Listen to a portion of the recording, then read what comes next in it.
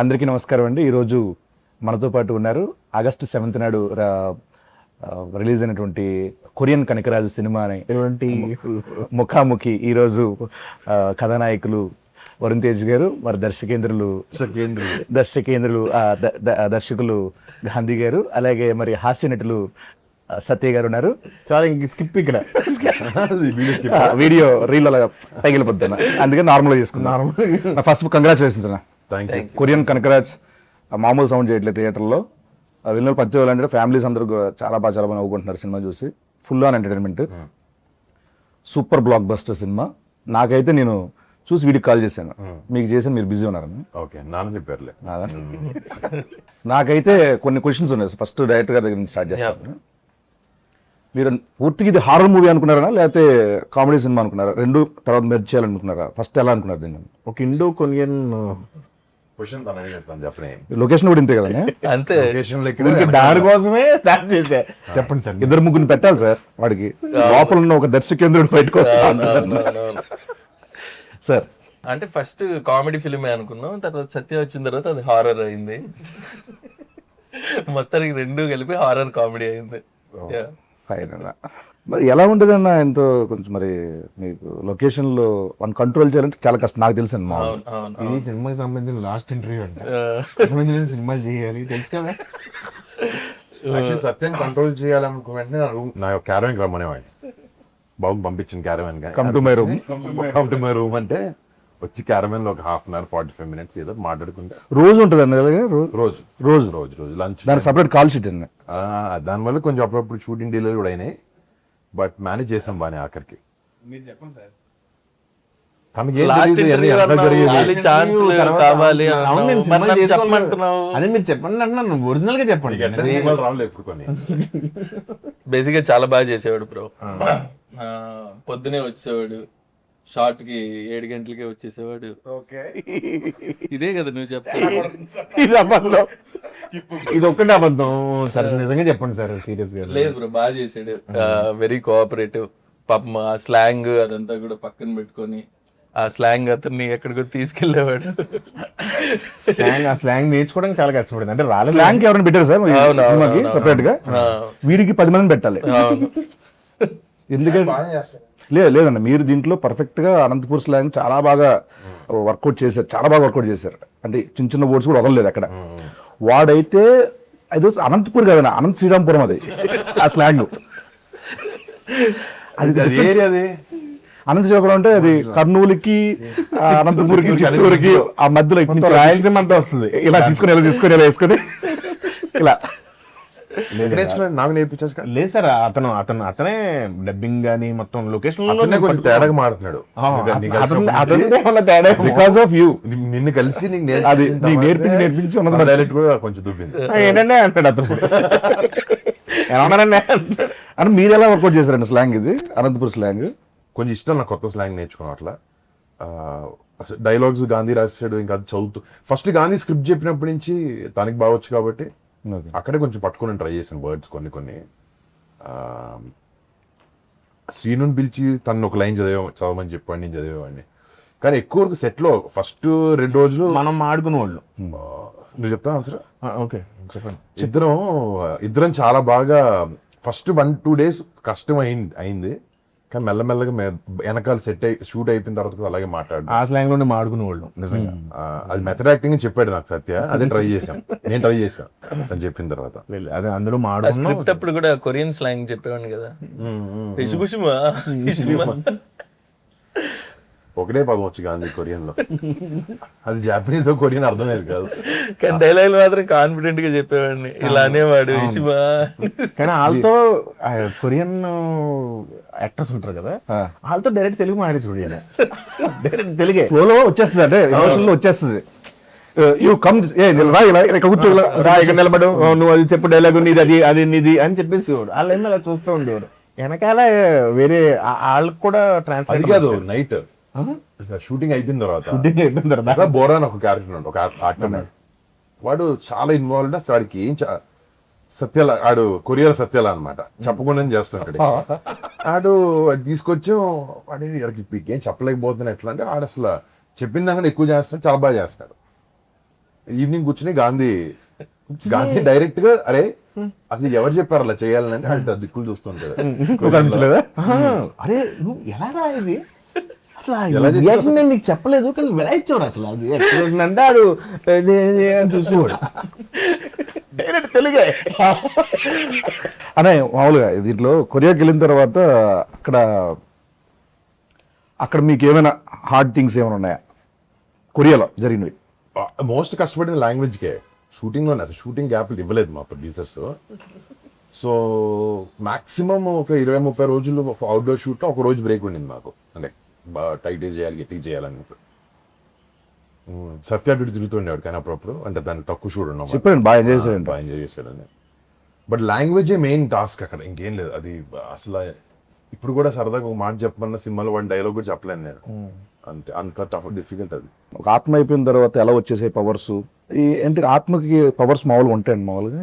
ఆత్మ అంటేనే పవర్స్ ఉంటాయి కదా బ్రో. అంటే ఐ మీన్ ఆల్రెడీ బాడీ వదిలేసిన తర్వాత అంటే ఉంటాయి అంటే ఇది already fantasy kind of thing. Already మనం ఊహాజనితం కాబట్టి. సో ఎప్పటి నుంచో దెయ్యాలకి పవర్లు ఉండడం, పైకి లేపడం, ఇవన్నీ ఎప్పటి నుంచో చూస్తాను. ఇప్పుడు చంద్రముఖి సినిమాలో జ్యోతిక గారు సడన్ గా టప్ అని చెప్పి ఒక ఎన్నో కిలోల మంచం పైకి ఎత్తుతారు. రెండిట్లు ఇప్పుడు కనకరాజ్ క్యారెక్టర్ అన్న 4 fingers క్యారెక్టర్ బాగా ఎంజాయ్ చేశారండి మీరు? కనకరాజ్ క్యారెక్టర్ 4 fingers క్యారెక్టర్ కష్టపడుతున్నాను ఆ డైలాగ్ వల్ల.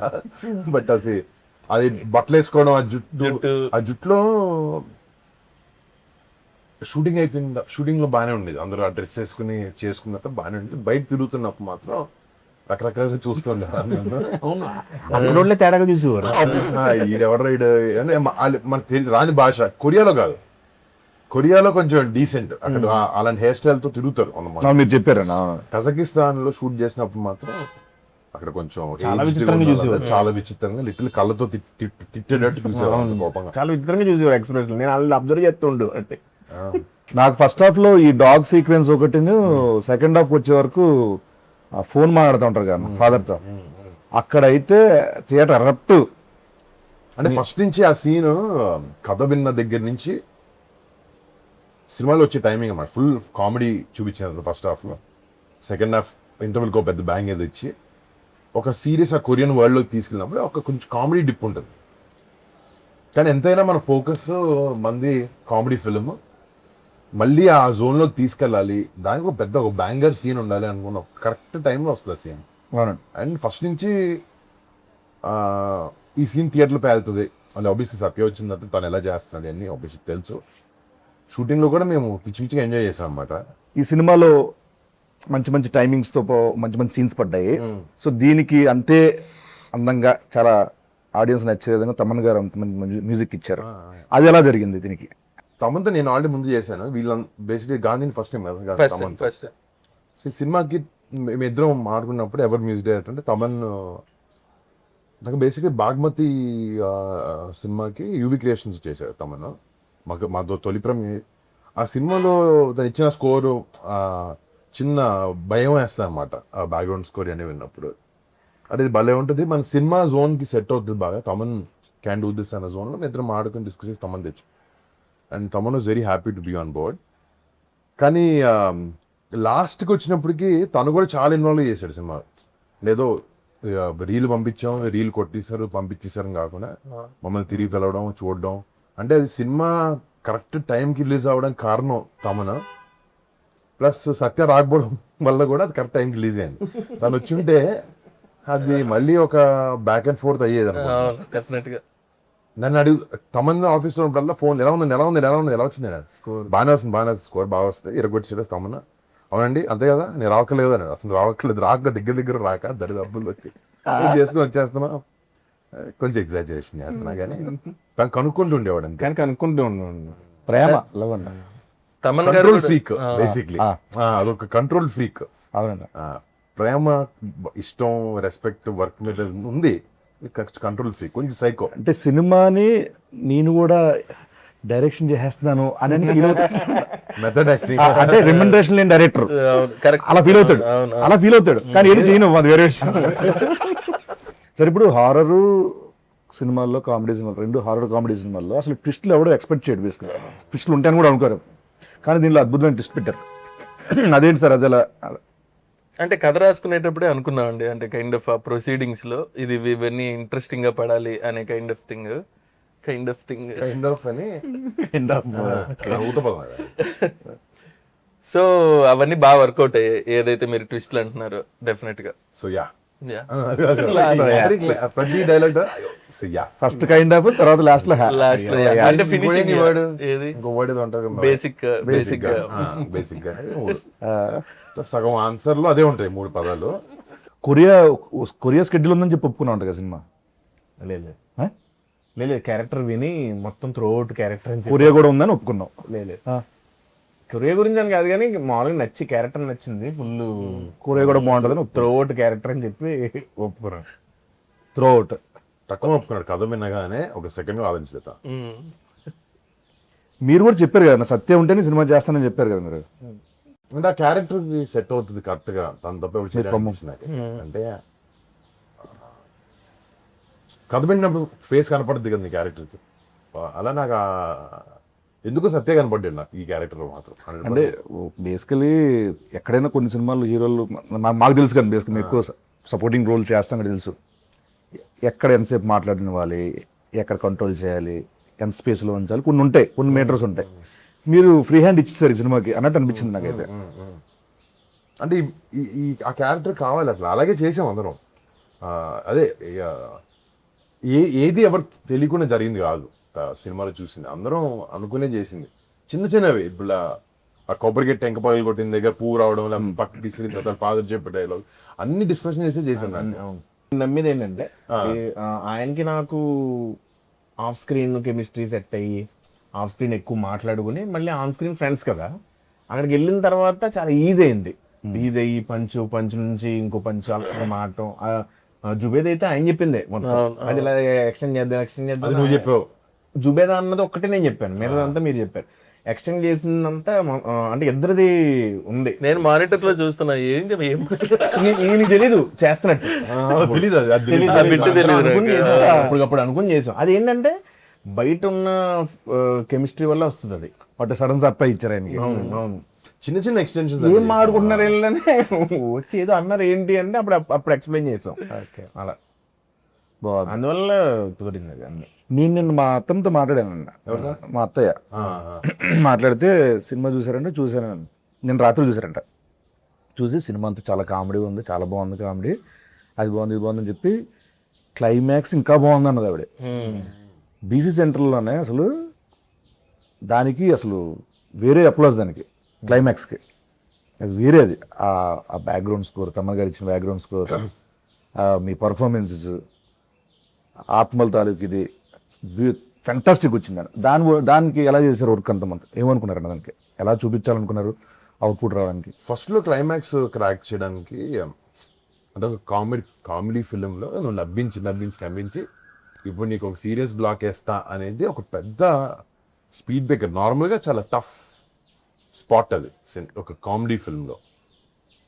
ఇప్పుడు సీరియస్ చెప్తుంటే ఇదేంటి కామెడీ ఆపి సీరియస్ చెప్తున్నాడు అన్న ఫీలింగ్ వస్తుంది. లేకపోతే సో ఎలా మనం ఏదైతే ఒక వరల్డ్ తీసుకున్నామో, దెయ్యాలు ఎక్కుతాయి మనుషుల్లోకి, వదులుతాయి, సడన్గా దెయ్యంలో వచ్చి మాడతాడు, ఇవన్నీ, లేకపోతే చిన్న పూజ చేస్తే దెయ్యాలు మసీకరించుకోవచ్చు, ఈ టైప్లో ఉండే వరల్డ్లో ఒక ఆత్మను తీయాలంటే ఎలాంటి క్లైమాక్స్, ఎలాంటి ఒక ఆత్మ ఒక బాడీ నుంచి వదిలి వెళ్ళిపోవాలి అంటే ఎలా క్రాక్ చేద్దాం అనుకున్నప్పుడు గాంధీ వచ్చాడు ఐడియాతో. సో ఆ క్లైమాక్స్ షూట్ ఆబ్వియస్లీ చాలా వరకు గ్రీన్ మ్యాట్లోనే చేసాం దాన్ని.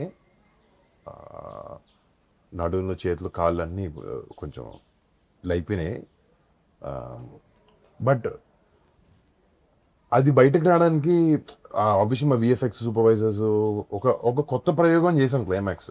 ఒకటి మాకు టైం రెస్ట్రిక్షన్, బడ్జెట్ రెస్ట్రిక్షన్ అన్నీ ఉన్నాయి, కానీ ఈ డిఫరెంట్ ఎక్స్పీరియన్స్ ఇవ్వాలనే దాంట్లో what ever that blue colour and orange colour substance, ఒక ఇద్దరు ఆత్మలు కొట్టుకుంటే ఎలా ఉంటుంది అని ఒక క్లైమాక్స్. అట్లీస్ట్ ఇట్స్ పాయింట్గా ఇట్స్ సంథింగ్ న్యూ. కొంతమందికి అది టాకీగా అనిపించవచ్చు, కొంతమందికి అది చాలా అద్భుతంగా అనిపించవచ్చు, but we feel that is the right climax. Illogical గా ఏముండదు. హీరో కొరియా బయలుదేరేటప్పుడు తల్లి కాలభైరవుడు మన కులదైవం అనిపిస్తుంది. సో ఆయన ఆయన ఆయన ఆశీర్వాదం ఉందనేది చూపిస్తాం లాస్ట్ క్లైమాక్స్ లో. ఆ డౌట్ అడగలేదు. చెప్తున్నా మామూలుగా లాజికల్ అంటే లాజికల్ గా ఉండదు అంటున్నా. అసలు ఒక ఆత్మ బయటకు వచ్చి కొట్టుకోవడమే లాజిక్ కాదు కదా. కాదు. మరి ఇంకేముంటది అసలు. బేసికల్ నేను సినిమా చూడండి సగటు ప్రేక్షకుడు చూస్తే ఇవేమి రావు, ఎమోషన్ తో కనెక్ట్ అవుతారు. ఎప్పుడైతే తమన్ మ్యూజిక్ ఇచ్చాడో it look different, it fell different.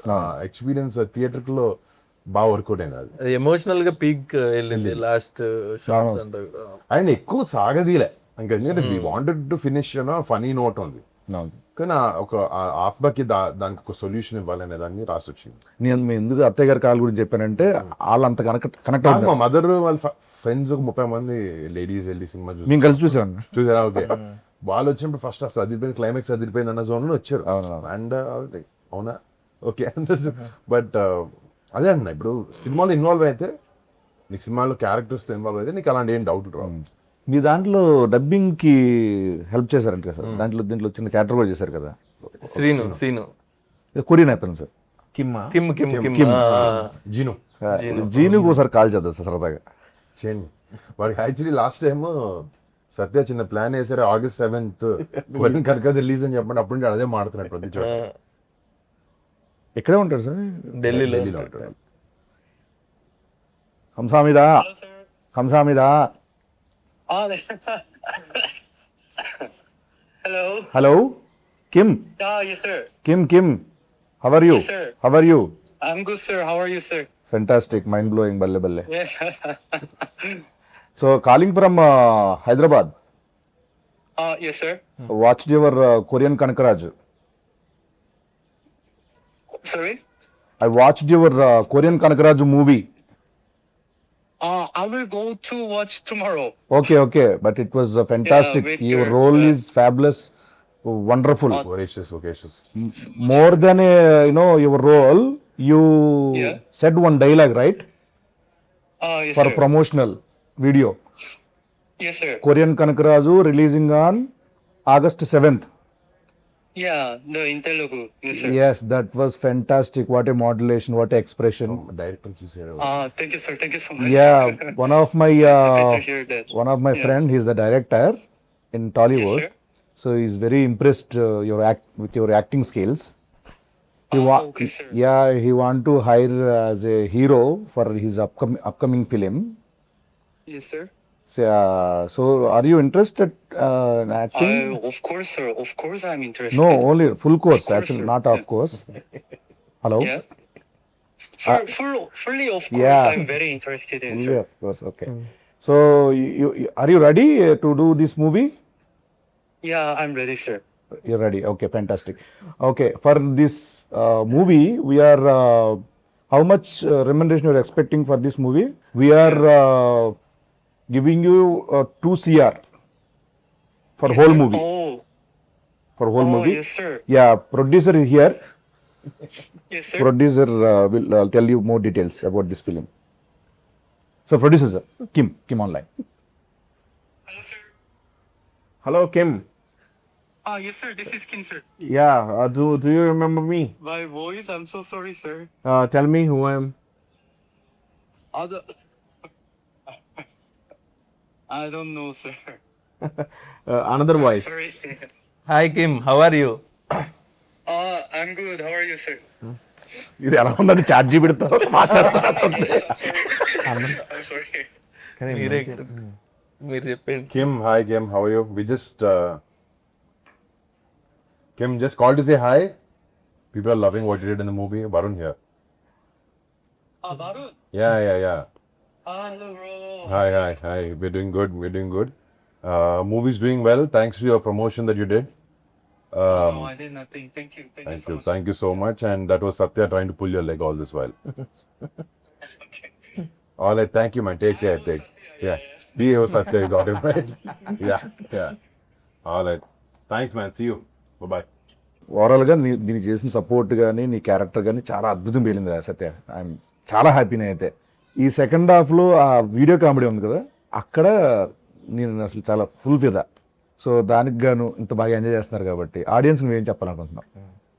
వినమ్రతతో నిజంగా థ్యాంక్ యూ సో మచ్ అండి తెలుగు ప్రేక్షకులందరికీ. నవ్వక నవ్వకుండా జెన్యూన్గా చెప్పు. తెలుగు ప్రేక్షకులందరికీ నవ్వకుండా చెప్పాలి. నవ్వకుండా చెప్పు, ఎలా చెప్పాలి చూడు. చాలా థ్యాంక్స్ అండి. చాలా థ్యాంక్స్ అండి. సినిమా చూసిన ప్రతి ఒక్కరికి, అలాగే ఫోన్లు చేసి నాకు చెప్పారు. చాలా థ్యాంక్ యూ సో మచ్ అందరికి. మా సినిమా ఎంత మంచి సక్సెస్ చేసిన వాళ్ళందరికీ. సార్ ఏమన్నారు నిన్న, బాస్ ఏమన్నారు నిన్న మన సక్సెస్ మీట్లు ఏమన్నారు? నిజంగా శిరస్సు వంచి మనం చెప్పాలని చెప్పారు. అలా చెప్పమని నీట్గా ముందుగా నేను ఆయన బాస్కి చెప్పు. కాదు నిజంగా నేను హ్యాపీ.